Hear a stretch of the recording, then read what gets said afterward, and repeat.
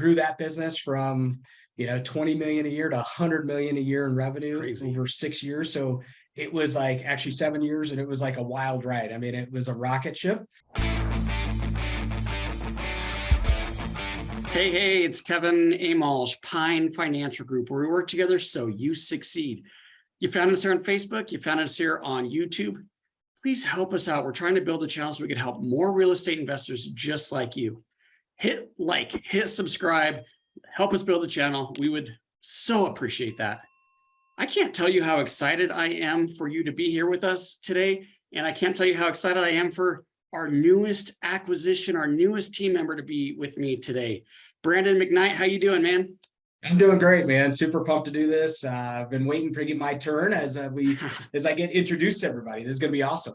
Yeah, I'm so appreciative of everything. We'll talk more about that today, but I'm excited for the viewers to get to know you a little bit because we really are doing some great things and you're a huge part of that. But before we get into that, why don't you tell us, on a personal side, who's Brandon? Who's Brandon McKnight?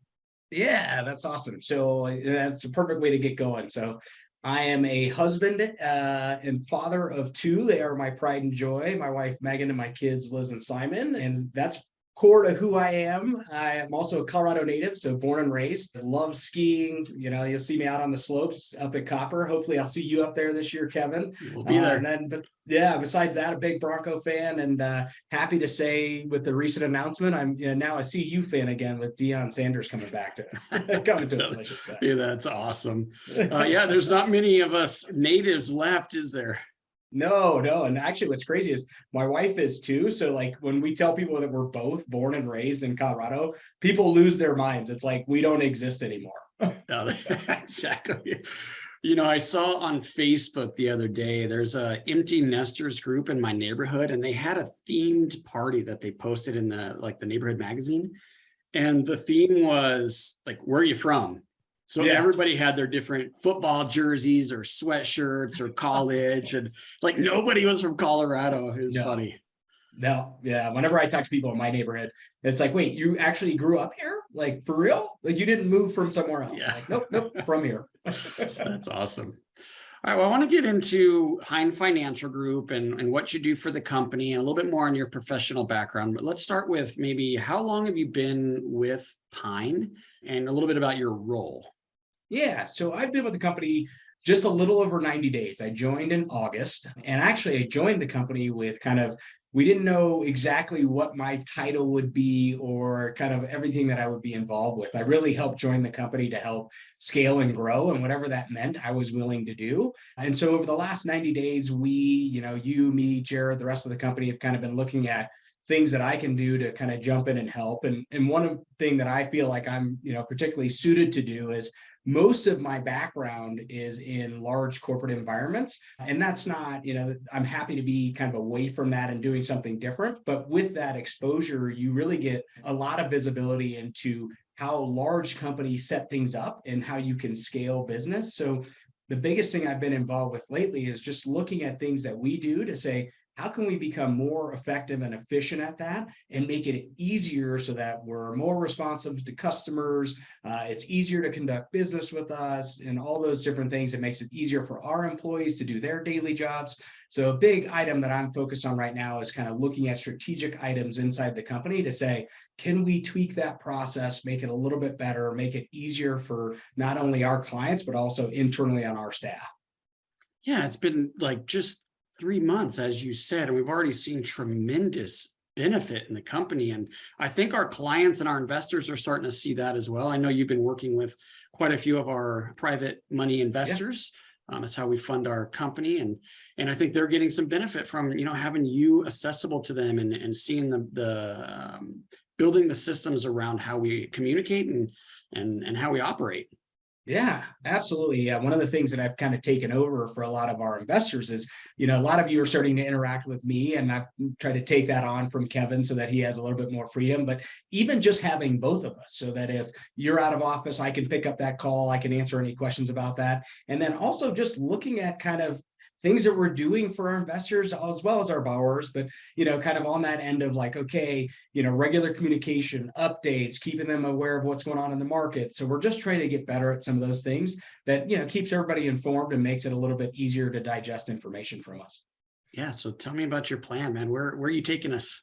Yeah. So, I think the biggest things that I've been really focused on are layering in more like, systemic things to say, okay, is there a regular communication cadence with our borrowers? Is there a regular communication cadence with our investors? I'll start with the borrowers just because even though people aren't aware of that, one of the things I've kind of taken on is really kind of a QC of our document set before closing, right? It's, hey, I came in as like, it used to be, hey, we're pushing towards closing just like everybody else. So I said, well, we should probably have some sort of kind of a handoff process to say who's got what so that everybody knows their specific role in a closing. And I get the final step of that is basically saying we're clear to close and reviewing that last set of loan docs as they come out of underwriting. So that's one thing that we've implemented and I'm now touching. So if you've closed a loan with us, I've actually read it, looked at it, made sure that it looks okay. On the investor side, one of the things that I'm looking at doing, and you're probably seeing, is we have more automated emails about what it's like to invest with us. So you get a regular systematic communication from us so that you say, okay, well, I don't know if I do, but I want to better understand, what's going on in the market. Is now a good time to invest with Pine? So we're starting to put all of those things in place. And hopefully the investors are starting to feel some of that as well. Yeah, and something that our investors haven't seen yet that I know we're working hard on is that portal so that they can log in and see their account. And so that's coming. We're getting a little bit closer to that. It's been a little bit more challenging than we were expecting, but we're getting close. We're getting close there as well. So it just makes it easier for them to see their accounts and that kind of thing. So everything we're doing is to scale and grow and to benefit our clients. Yeah. So you came on at the perfect time because we just got back from Mexico. You just got to see the Success Summit in Denver. We're going to do that in Minnesota in February. What do you think about the team and the culture? Oh, I'm so glad you asked. So first, I'll start with the Success Summit. I thought it was fantastic. I mean, what a exciting experience. One of the things that you and I have talked about over the last couple of years, Kevin, is just to me, to have that freedom of, creating wealth on your own, right? And that's what I realized real estate can provide to people. And going to the summit gets you totally motivated. And I thought Amanda knocked it out of the park. I mean, I for those who were there, I don't know, there weren't too many dry eyes when she kind of told the story about her dad and him working. And it resonated with me because he was, a big time corporate person. And it was kind of like, oh man, I've lived that life. And I think that, real estate is a conduit to have passive income that is unlike anything else we can get exposed to. So loved being a part of that environment. Great meeting a lot of like the people who work with us on a regular basis, not only borrowers, but investors. I thought that was fantastic and just a fun overall experience and looking forward to being, playing a bigger role next year. And then as it relates to Mexico, what a fantastic time to meet the team, right? And I got to tell everybody out there, the team has welcomed me with open arms. Like I think for anybody who's started a new gig, you start and you kind of wonder, you hope that people like you when you join and you're kind of like, you're walking on eggshells. Well, I have not had to do that at all. From day one, the team has just been fantastic. Everybody has been super kind, welcomed me in. And, my wife and I had a blast in Mexico. Hopefully you saw on our Facebook feed that I had a hard time coming back from that.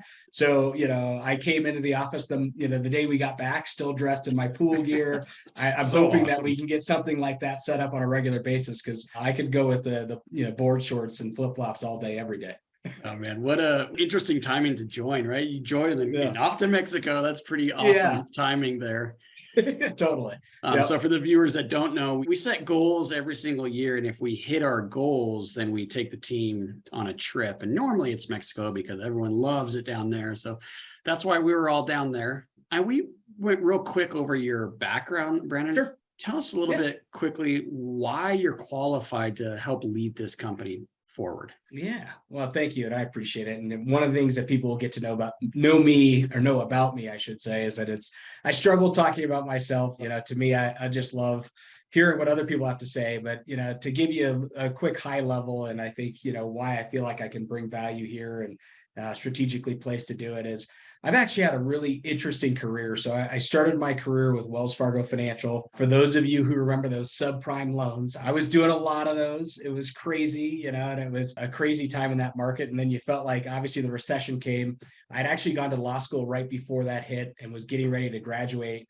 Coming out of the recession, I went to work for my father-in-law, who had just purchased his own company. We were selling commercial signs. We actually did the signs at Coors Field, that company did, and did that for a few years. And like a lot of people, he ended up exiting that business. Personally, it was very hard on him. Financially, it was very hard on him. And so I became a glutton for wanting to be a part of a startup. So I helped a couple buddies start a different company. We built a piece of foreclosure software. So we would scrape public trustees' websites, pull them into a website, and you could get access to that website and see which properties had an NED file on them.